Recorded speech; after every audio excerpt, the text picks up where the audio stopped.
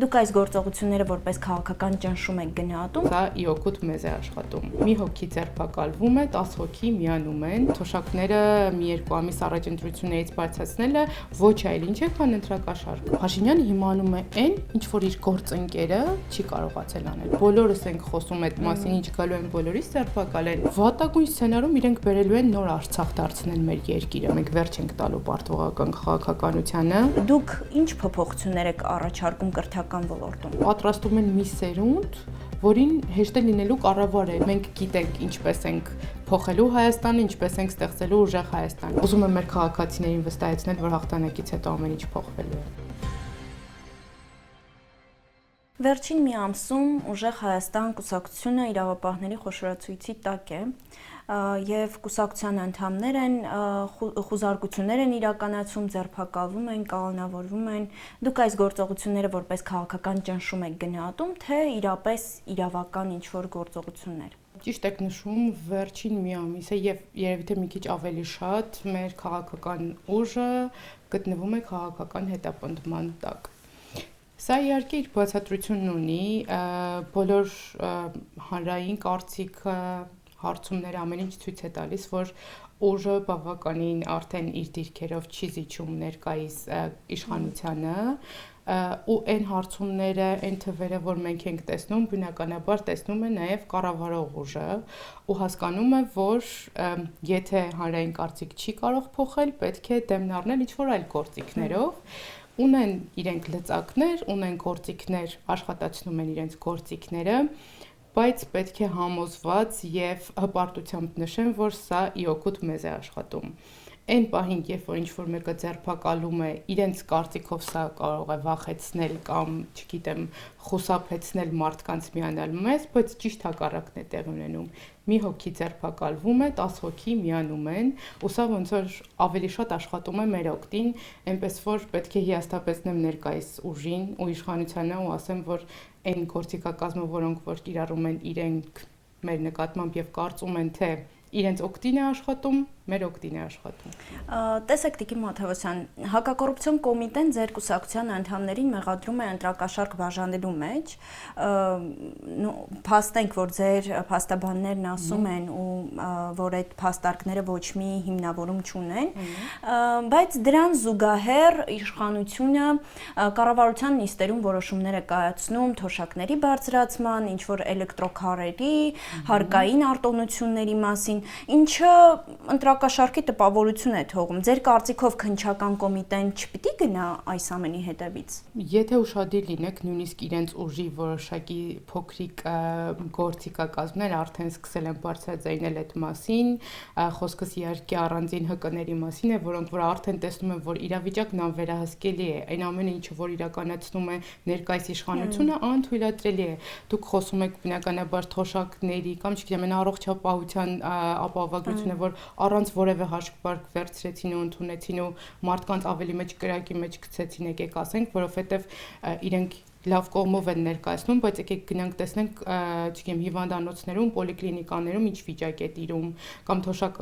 թոշակները մի երկու ամիս առաջ ընտրություններից բարձրացնելը ոչ այլ ինչ է, քան ընտրակաշառք։ Եվ սրա մասին արդեն կամաց-կամաց իրենք էլ են իրենց կողմի փոքրիկ գործիքներն էլ են սկսում խոսել այս մասին, ու եկեք խոսենք նաև այս վերջի համերգի մասին, որ իրենք հայտարարեցին քաղաքացու համար համերգ են կազմակերպում, ինչ միջոցներով են կազմակերպում այս համերգները, սա եւս ընտրակաշառք չէ, երբ որ եկեք պատկերացնենք մի սցենար, եթե այդ միջոցառումը մեր կողմից կազմակերպված լիներ, կպատկերացնենք ինչեր էին իրենք անելու։ Ու այո, շատ ճիշտ եք նշում, մեր իրավաբանները, փաստաբաններն էլ են նշում, երբ որ ձերբակալություններից հետո հակակոռուպցիոնը հրապարակում է ձայնագրություն։ Նույնիսկ մարդու ծիծաղ է գալիս այդ ձայնագրությունը լսելուց։ Ծիծաղ է գալիս, որովհետև մարդիկ առօրյա, չգիտեմ, որոշ դեպքերում ընդհանրապես հանցակազմ չկա, որոշ դեպքերում էլ խիստ առօրյա խոսակցություններ են անձի մասին, ու սա վերցնում են օգտագործում են որպես, չգիտեմ, փաստ, ձերբակալություններ եւ այլն, բայց կրկին նշեմ, որ սա իօգուտ մեզ է աշխատում։ Նման ձայնագրությունների հիման վրա նաև ձերբակալվել, կանոնավորվել է ձեր թիմի անվտանգության, թիմի ղեկավար Արթուր Ավանեսյանը։ Դա ազդել է կուսակցության աշխատանքի վրա, ընդհանրապես անվտանգության ծրագիրը ինչ փուլում է, ինչպես է մշակվում առանց նրան։ Պարոն Ավանեսյանի ձերբակալությունից հետո ինձ մի միտք հանգիստ չի տալիս, որ պարոն Ավանեսյանը հետապնդվում էր Ադրբեջանի կողմից։ Ալիևը չկարողացավ 30 տարվա ընթացքում ձերբակալել պարոն Ավանեսյանին, մեզ շատ հայտնի Կանդազին։ Փաշինյանը հիմանում է այն, ինչ որ իր գործընկերը չի կարողացել անել։ Պատկերացնում եք ինչ երկրում ենք ապրում։ Պատերազմի հերոսը, մեր բանակի հերոսը ձերբակալվել է ու երևի թե լսած կլինեք ձայնագրությունը կրկին։ Այո, դրա մասին էլ կխոսենք, այո։ Ձայնագրությունում Արցախյան բարբառով շատ պարզ պարոն Ավանեսյանը պարզապես խոսում է, եթե մի քիչ ուշադիր լսեք մեր ծրագրերի մասին, որ մենք աշխատատեղեր ենք ապահովելու, մենք բոլորս ենք խոսում այդ մասին, ինչ գալու են բոլորիս ձերբակալեն 300,000 աշխատատեղեր, 20,000 մատչելի բնակարաններ, այդ մասին է մարդը պատմում եւ իրենք ոնց որ վերցրեցին եւ էլի առանց որևէ հստակ հիմնավոր պատճառի քաղաքական հետապնդման արդյունքում ձերբակալեցին պարոն Ավանեսյանին։ Պետք է նշեմ, որ ոչինչ կանգ չի առել, ինչպես նշեցի, մենք շատ պատրաստված ենք այս ամեն ինչին, մենք բոլոր սցենարներն ենք դիտարկում ու շատ լավ գիտենք, թե ինչ կարելի է սպասել այս կառավարությունից։ Դրա համար աշխատանքներն իրենց հունով գնում են, ամեն ինչ իր սցենարով զարգանում է, մենք պատրաստ ենք, մենք գնում ենք հաղթանակի եւ ուզում եմ մեր քաղաքացիներին վստահեցնել, որ հաղթանակից հետո ամեն ինչ փոխվելու է։ Տիկին Մաթևոսյան, ձայնագրություններից խոսելով, իմ կարծիքով այդ ձայնագրությունները մեղմ ասած ուղղված են հենց իշխանության դեմ, որովհետև դուք էլ նշեցիք Արցախի բարբառով, Արցախից բռնի տեղահանված քաղաքացին ասում է,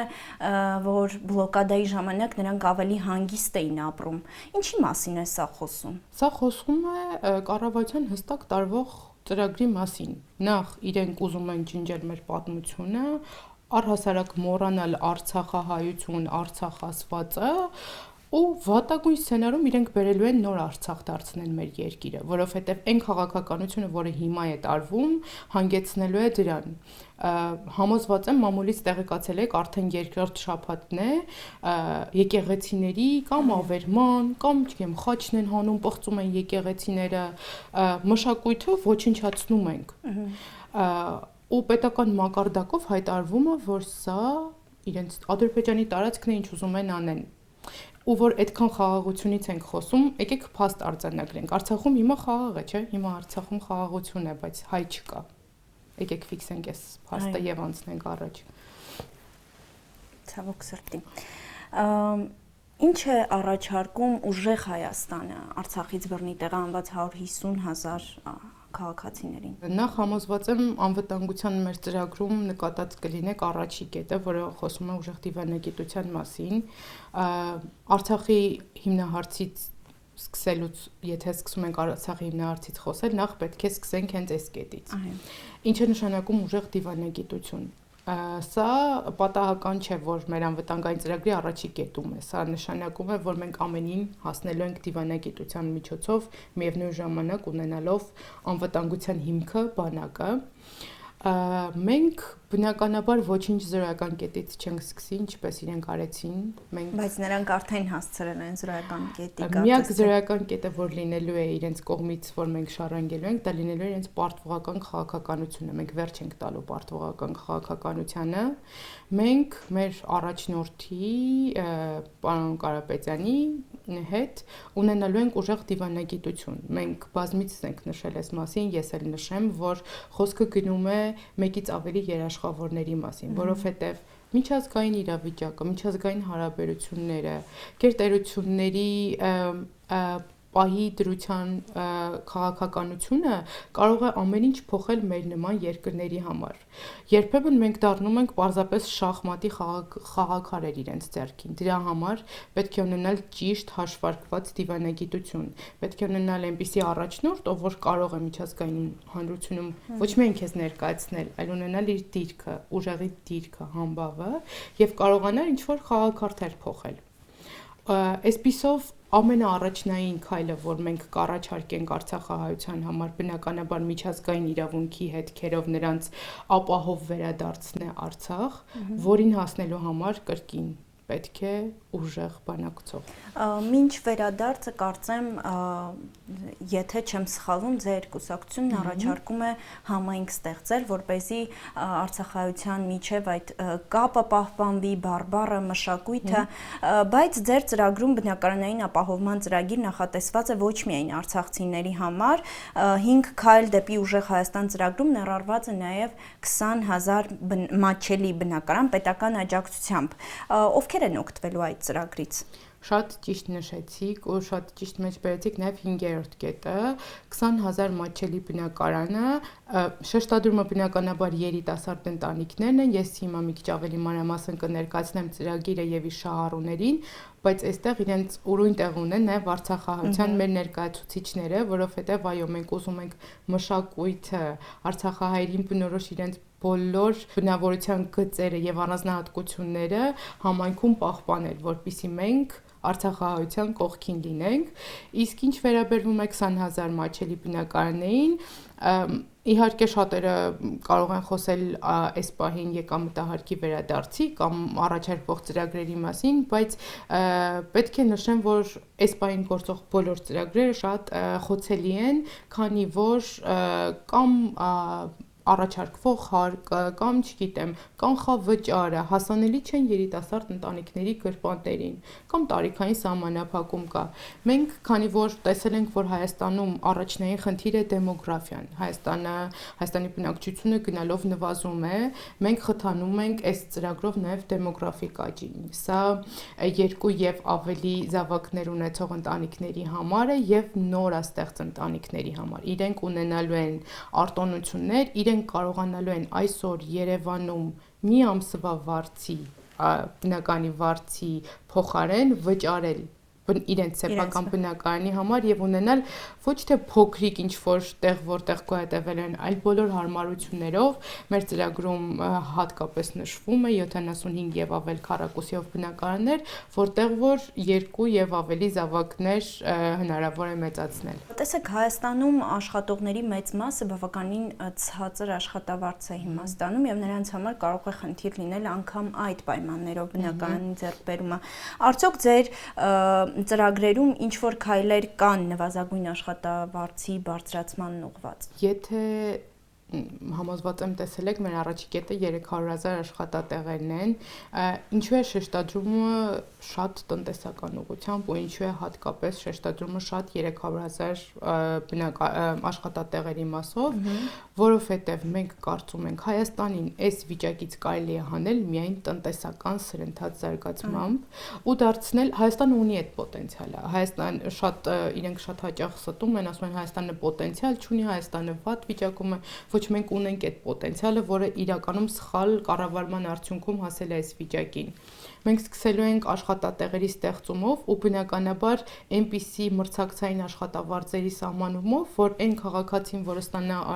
աշխատատեղ, նաև ապահովի իր բարեկեցիկ կյանք։ Այսինքն շեշտադրումը չի լինելու ստեղծենք ու վերջացնենք ու ասենք ու անենք, այդպես չի լինելու։ Լինելու է, որ մենք բարեկեցիկ կյանք ապահովենք, այսինքն կարողանանք ապահովենք այդ մարդու մինիմալ աշխատավարձից բարձր մրցակցային աշխատավարձը շուկայում։ Տիկին Մաթևոսյան, կցանկանայի նաև կրթական ոլորտից խոսենք։ Համաձայն կառավարության որոշման պետք է փակվեն բոլոր 4,000 ուսանող ունեցող բուհերը։ Դա նշանակում է, որ մենք չենք ունենալու մարզային բուհեր, կենտրոնանալու է ամեն ինչ Երևանում, բայց նաև ուսանողների մեծ մասը հնարավոր է չունենան այդ հնարավորությունը Երևան գալ եւ ուսանելու։ Դուք ինչ փոփոխություններ եք առաջարկում կրթական ոլորտում։ Շատ հետաքրքիր հարց է ու ես սիրած հարցերից մեկն է, որտեղ ես ինքս մարզից եմ, ես Գյումրիից եմ, ու ես նույն ճակատագրին եմ արժանացել ինչ շատ մարզից երիտասարդներ։ Պատմեմ որն է խնդիրը, երբ որ դու բավականին լուրջ առաջադիմությամբ ուսանող ես, աշակերտ ես եւ գալիս ես Երևան սովորելու, ուսանելու, ավելի ուշ երբ որ քեզ ավարտում ես բուն եւ աշխատանքի հնարավորություն է ստեղծվում, դու ել չես դիտարկում հետ վերադառնալ մարզ։ Ինչու, որովհետեւ մարզը չունի հնարավորություններ, մարզ կենտրոնները չունեն հնարավորություններ։ Ստեղ խնդիրը մի քիչ խորքային է։ Եկեք խնդրին անդրադառնամ, հետո արդեն կրթական վիճակից էլ կխոսեմ։ Մենք չունենք համաչափ զարգացած երկիր։ Մեր բնակչության 50%-ից ավելին կենտրոնացած է մայրաքաղաքում։ Չունենք ոչ մի ենթակառուցվածք, ոչ մի մարզերում, չունենք այն հնարավորությունները, որը որ բավականին լուրջ առաջադիմություն ունեցող ասենք ուսանողին թույլ կտա հետ վերադառնալ ու աշխատել մարզում։ Որն է մեր առաջարկը։ Պետք է կրկին կապեմ մեր 300,000 աշխատատեղերի հետ, ինչու, որովհետև մենք այս աշխատատեղերը հիմնականում մարզերում ենք ստեղծելու։ Մենք արդեն իսկ ունենք ծրագիրը, որ մարզում որ ուղղությամբ է պետք զարգացնել, ինչ է պետք զարգացնել կամ որտեղ գյուղացին ինչ խնդիր ունի, քաղաքացին ինչ խնդիր ունի, ըստ այդմ թույլ տալով Հայաստանին համաչափ զարգանալ, ունենալ ոչ միայն Երևան, որպես այդպեսին ունենալ, չգիտեմ, Իջևան, Վանաձոր, Գյումրի, բոլոր մարզ կենտրոններին տալ կարևոր նշանակություն, կարևոր դեր, կյանքի հնարավորություն։ Այդպիսով լուծում ենք այս հարցը, այսինքն երբ որ երիտասարդը տեսնում է, որ իր քաղաքը, իր մարզը եւս զարգացած է, տալիս է նույն կյանքի հնարավորությունները, նույն աշխատավարձը, նույն պայմանները, բնականաբար ով չի ուզի իր ծննդավայրում աշխատելու արարել, փոխարենը այստեղ կար ինչ որ խնդիրների արարեցվել, դրա համար առաջնայինը լինելու է սա։ Իսկ երբ որ խոսում ենք կրթության մակարդակից, այո, կրթական վիճակից առհասարակ այս իշխանության վարվող քաղաքականությունը շատ տխուր վիճակում է։ Նախ երբ որ գալիս ենք տարական մակարդակից վիճակագրության կոմիտեն է ասում, տարական մակարդակը ավարտած, տարական դպրոցը ավարտած երեխաների 34%-ը չի կարողանում գրել ու կարդալ։ Ցավալի է։ Հետո գալիս ենք, երբ որ հասնում ենք, չգիտեմ, միջին մակարդակի, արդեն գիտենք դպրոցներում, չգիտեմ, թմրամոլություն, որը որ մեր հասարակության համար չլսված ու չտեսնված երևույթ էր, կամ խաղամոլությունը, թմրամոլությունը, երիտասարդների գործազրկությունը 27% է։ Սա ինչ է խոսում։ Սա խոսում է, որ կառավարությունը չի կարողանում սեփական երիտասարդությանը հետաքրքրությամբ աշխատանքով ապահովել։ Այստեղ ունենք եւս հատուկ քաղաքականություն առաջիկայակետի վերաբերյալ, մենք շեշտադրումը դնելու ենք նաև ուսանողներին աշխատանքով ապահովելը, որովհետև երբ որ ուսանողը գնում է ասում է ուզում եմ աշխատատեղ, աշխատանք, կամ իր տարիքի չափ փորձ են ուզում, կամ այնպիսի պայմաններ են, որ ուսանողը չես կարող, չէ, միանգամից աշխատանքային փորձով աշխատանքի անցնել։ Դրա համար շեշտադրումը դրվելու է նաև հատկապես ուսանողներին, լավ առաջադիմություն ունեցող ուսանողների վրա, որպիսի աշխատաշուկա մուտքը հեշտ լինի ու որպեսզի երիտասարդության մեջ էլ չունենանք այս գործազրկության բարձր մակարդակը։ Նաև դպրոցական ծրագրում, չէ, այդ ազգային արժեքների, չգիտեմ, մոռացության մատնելը, դուրս բերումը, դա էլ է վնասում սերունդներին։ Բնականաբար, ինչպես ենք մենք կրթվել ու ինչպես են իրենք կրթում մեր սերունդներին։ Հայոց եկեղեցու պատմությունը հանեցին, բացարձակապես չկա էլ մեր ցանկում, հետո փոխեցին պատմության գրքերը, հայոց պատմություն չի Հայաստանի պատմություն է, արանքում հանում են փաստերը, այսինքն իրենք պատրաստում են մի սերունդ, որին հեշտ է լինելու կառավարել, որը չի ունենալու արժեքներ, որը չի իմանալու իսկական հայը պատմության ընթացքում ինչ սխրանքներ է գործել, ինչպես ենք մենք անընդհատ հաղթահարել, այս գիտենք, չէ, հայոց պատմությունը ինչ է ցույց տալիս, որ Հայաստանը անընդհատ է ունեցել մարտահրավերներ, բայց հայ տոկուն, արժանապատիվ ու կենսունակ տեսակը միշտ հաղթահարել է այս փորձությունները։ Իրենք ջնջում են ոչ միայն ինչ որ տողեր, այլ ջնջում են հայոց պատմությունը, հայի տեսակը, բայց Լիահույս եմ ու համոզված եմ ու ամեն ինչ ցույց է տալիս, որ մենք գալիս ենք այս վիճակը փոխելու, մենք փոխելու ենք, մենք մեր նոր վարչապետ, հաջորդ վարչապետ Սամվել Կարապետյանի հետ բերելու ենք նոր ուժեղ ու կայուն Հայաստան։ Եվ այս ամենը ամփոփելով, ո՞րն է ձեր ուղերձը կամ կոչը Հայաստանի քաղաքացիներին։ Քանի որ ընտրություններ են մոտենում, շատ արդիական ու շատ կարևոր է ընտրություններին մասնակցելիությունը։ Տեսեք, ես կոչ չեմ անում, շատ ցանկալի է գնալ մեր ուժին ընտրել, որովհետև մենք գիտենք ինչպես ենք փոխելու Հայաստանը, ինչպես ենք ստեղծելու ուժեղ Հայաստան։ Բայց եթե սիրելի քաղաքացիներ համոզված եղեք, եթե դուք չեք մասնակցում ընտրություններին, դուք ներկայիս իշխանության ջրաղացին ջուր եք լցնում, մասնակցեք ընտրություններին, կատարեք ձեր քաղաքացիական պարտքը եւ այսպիսով դարձեք մեծ փոփոխության մի մասնիկը։ Շնորհակալություն ձեզ։ Ձեզ էլ եմ շնորհակալ։